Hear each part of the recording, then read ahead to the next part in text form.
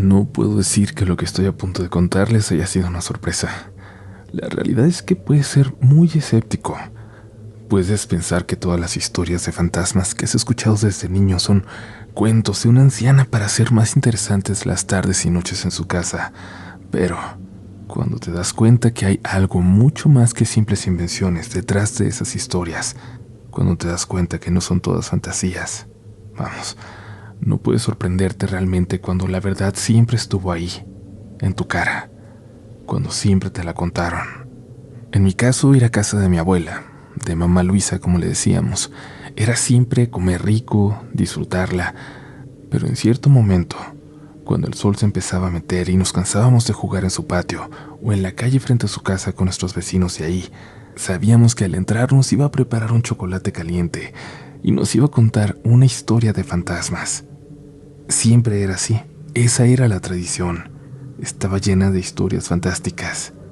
Nos decía, por ejemplo, que ella había tenido una hermanita que no conocimos nosotros, que ni siquiera el tío Humberto, su hermano menor, conoció, porque estaba muy chiquito para acordarse de ella.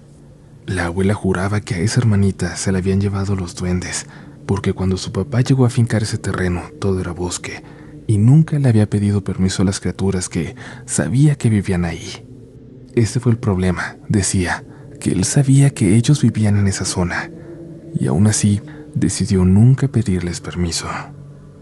Dice que ellos, los que viven en el bosque, esperaron que tuviera una hija menor y que al cumplir 13 meses con 13 días, se la llevaron. Que ella escuchó el escándalo de voces pequeñas que entraron por la ventana y batallaban para salir. Que se levantó a despertar a sus papás que no podían hacerlo por más que ella les gritara en el oído. Tuvo que ir por agua a la cocina para echárselas en la cara y solo así los hizo despertar. Pero ya era demasiado tarde. Solo escucharon el llanto de la niña entre los árboles y por más que sus papás buscaron ahí toda la noche, nunca encontraron un solo rastro de ella, ni de quién se la llevó. También había historias un poco más cercanas, más cálidas para nosotros sus nietos. Supongo que porque algunos eran demasiado miedosos y hasta empezaban a llorar. Por eso nos contaba también relatos de fantasmas buenos, que nos cuidaban.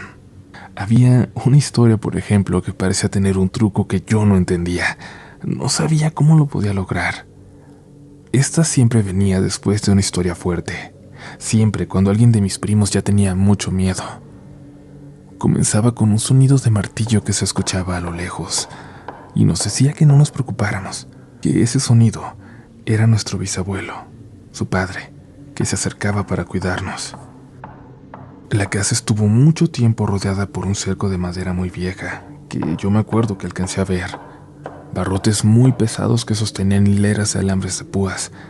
Ella decía que ese cerco lo había puesto su padre después de la desaparición de su hermanita, y mientras lo hacía decía una oración para cuidar a todos los que estuvieran dentro, para cuidar a su familia, por todas las generaciones que vinieran. Cuando escuchábamos esos sonidos, los del martillo, decía, ahí anda su bisabuelo, cuidándolos aunque no los haya conocido, pero no lo pueden ver, ustedes no.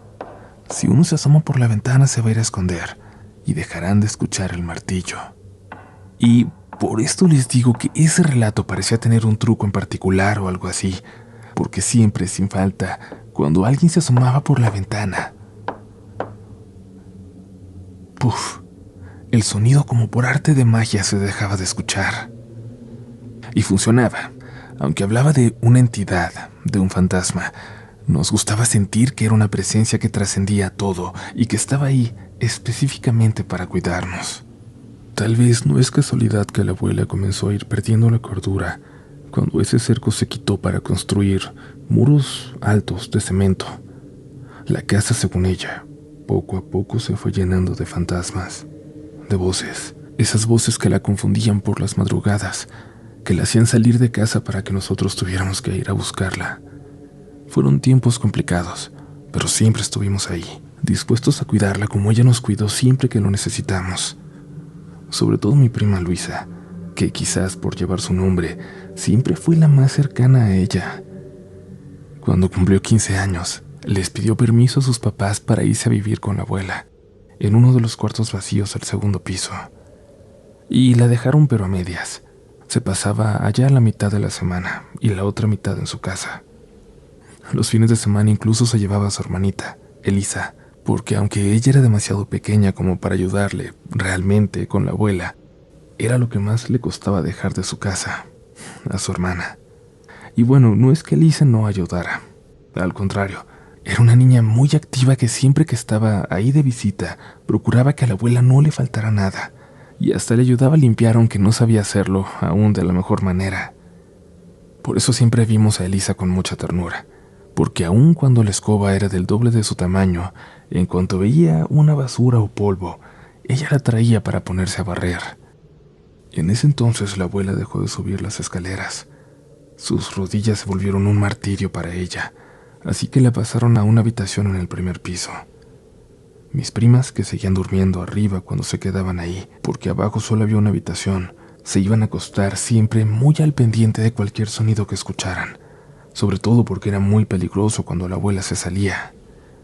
Pero llegó un momento muy extraño, que inició con una noche cuando las despertó el sonido de la abuela caminando.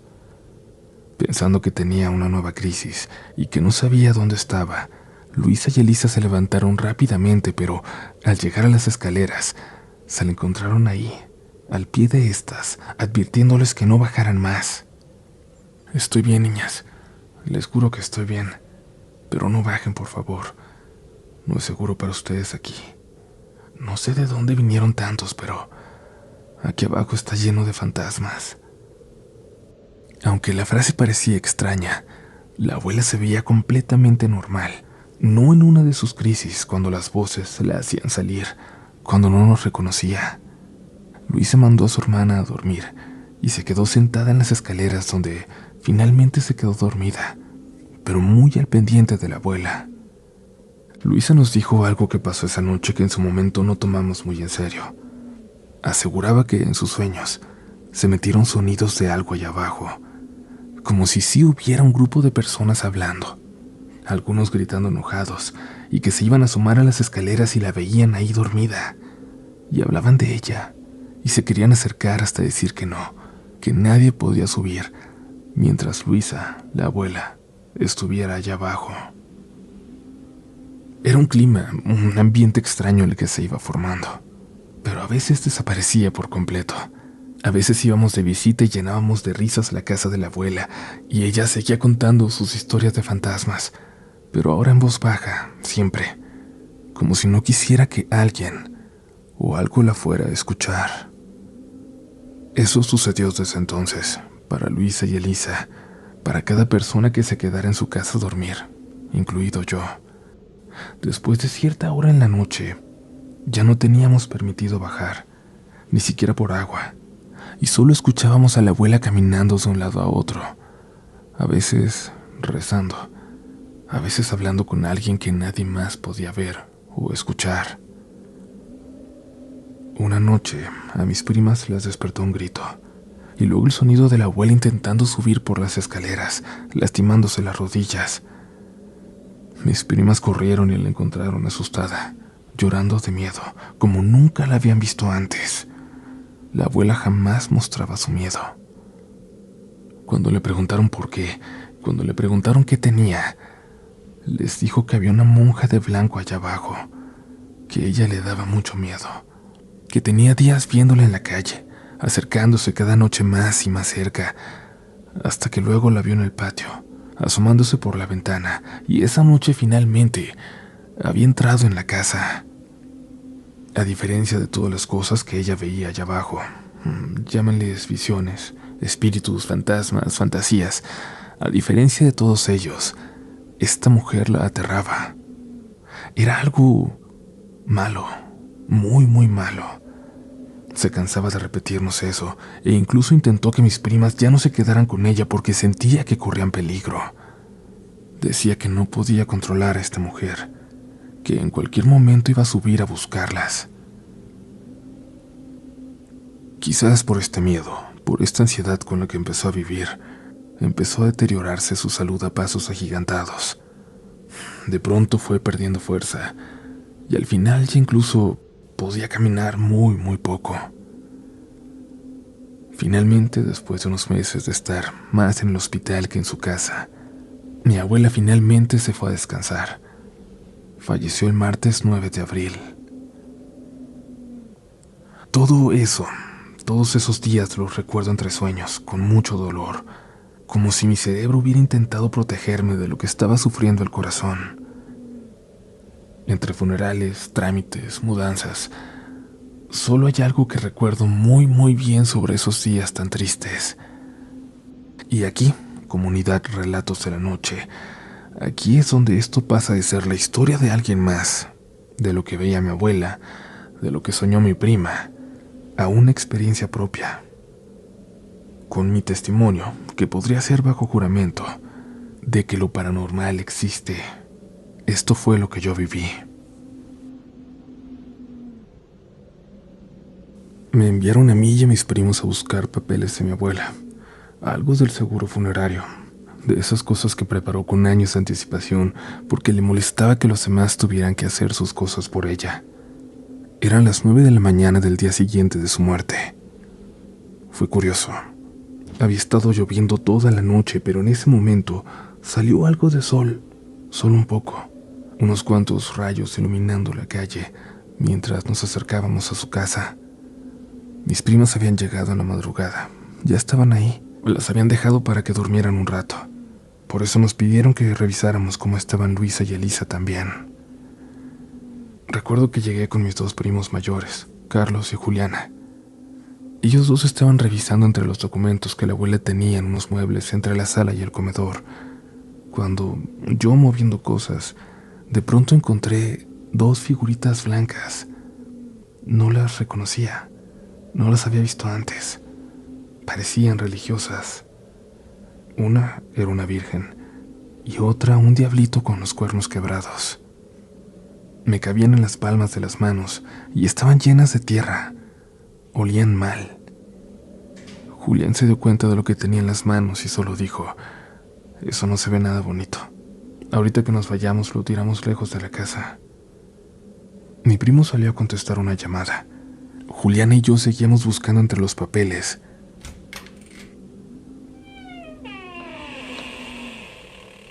Cuando una puerta se abrió, la de la habitación de la abuela.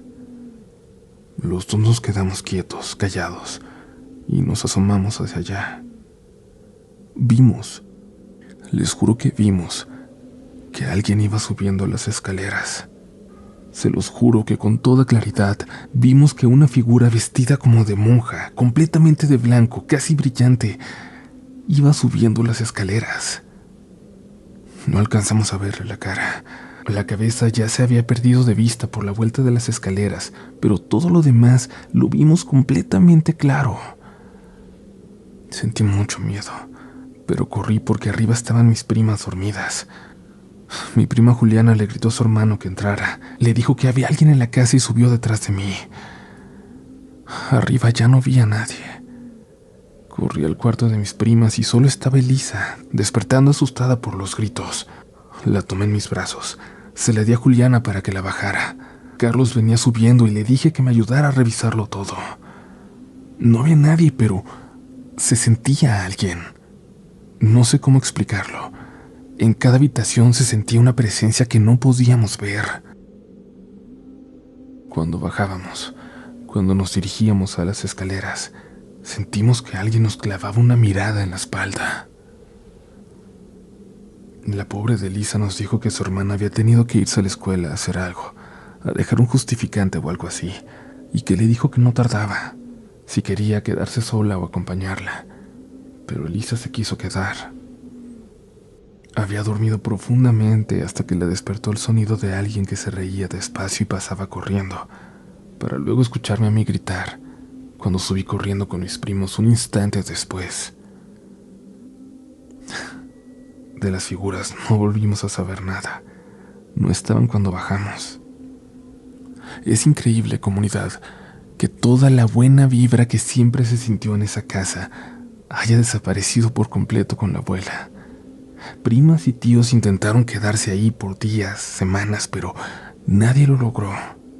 De verdad, Aseguran que la casa está llena de fantasmas, que hay olores fétidos que llegan en la noche, que te despiertan susurrando, que se escucha como alguien camina enojado, azotando los pies por el pasillo. Dicen también que se escucha un hombre que dice groserías a las 3 de la mañana, e incluso Juliana, una de las últimas veces que fue, afirma que cuando iba a bajar de las escaleras, sintió claramente que unas manos intentaron empujarla para que cayera, y apenas pudo sostenerse.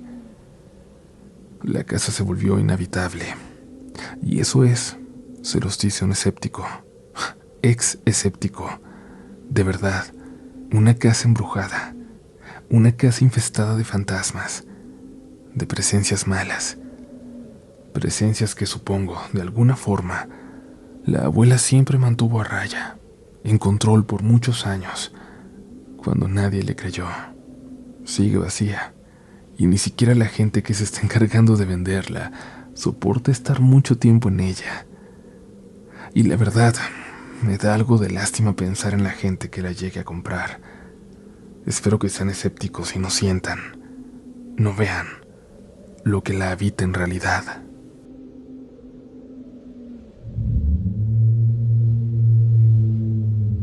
Tú que nos estás escuchando mientras manejas, mientras haces tareas en casa, cuéntanos, ¿has estado alguna vez en una casa embrujada?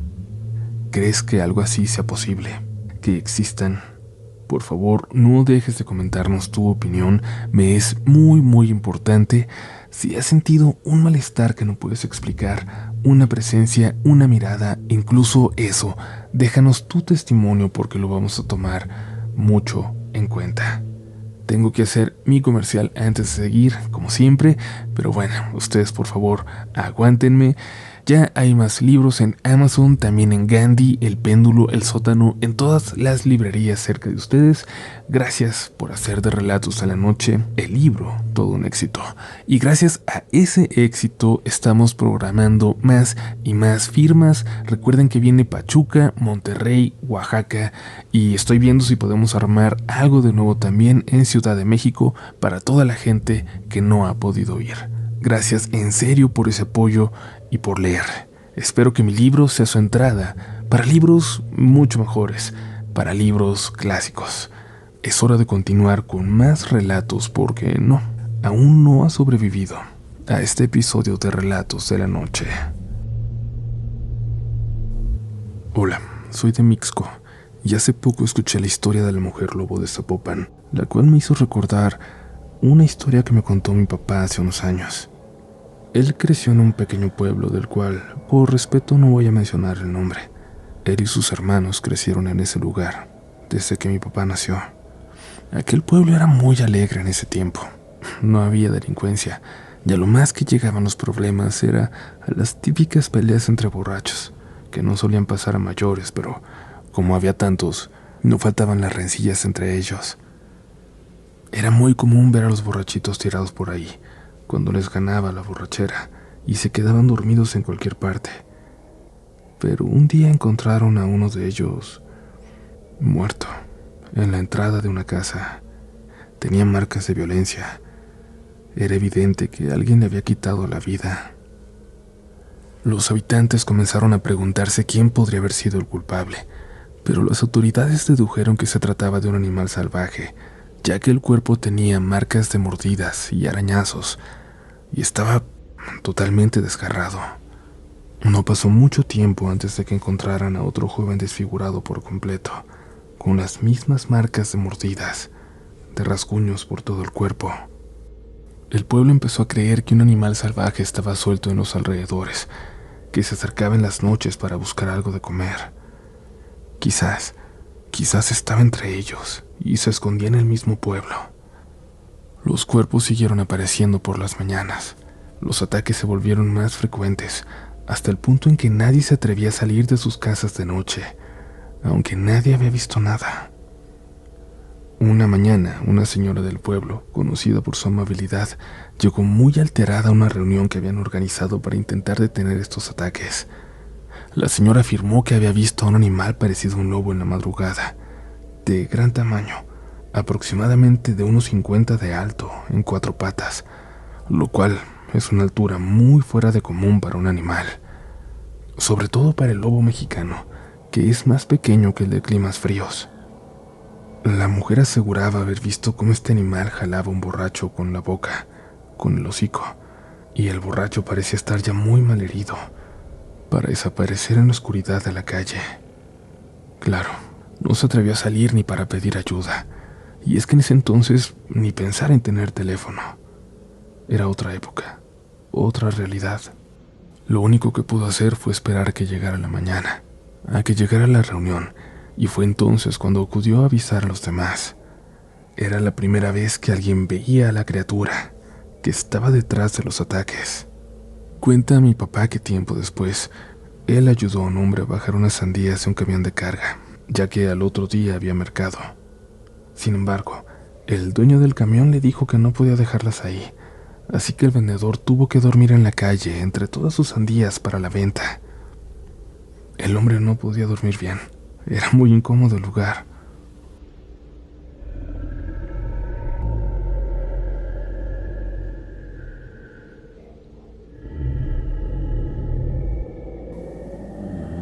Y en medio de la noche escuchó un ruido que lo alarmó.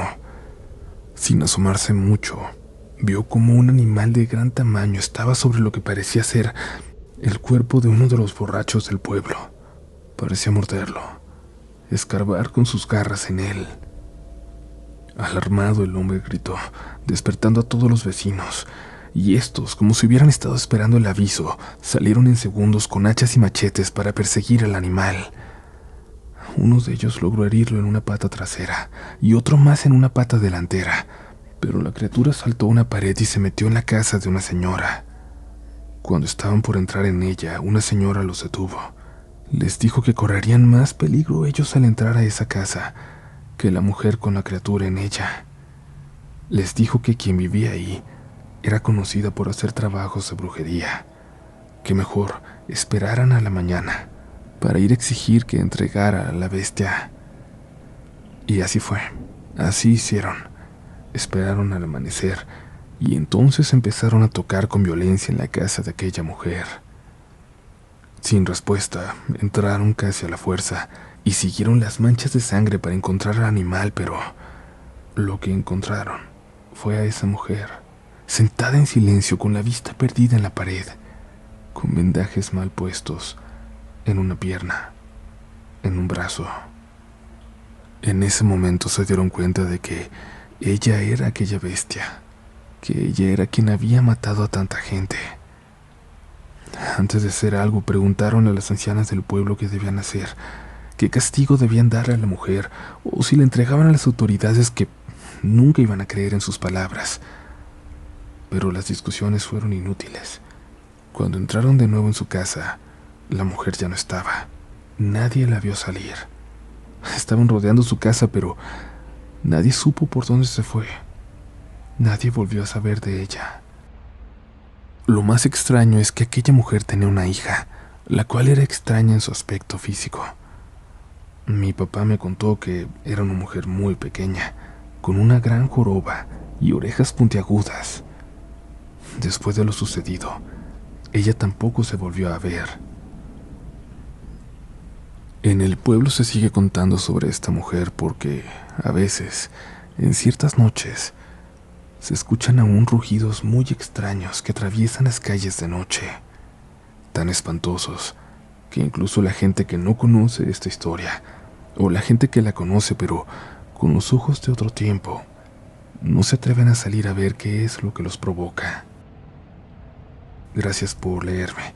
Espero que puedan publicar mi relato y que todos los oyentes pasen una muy feliz noche.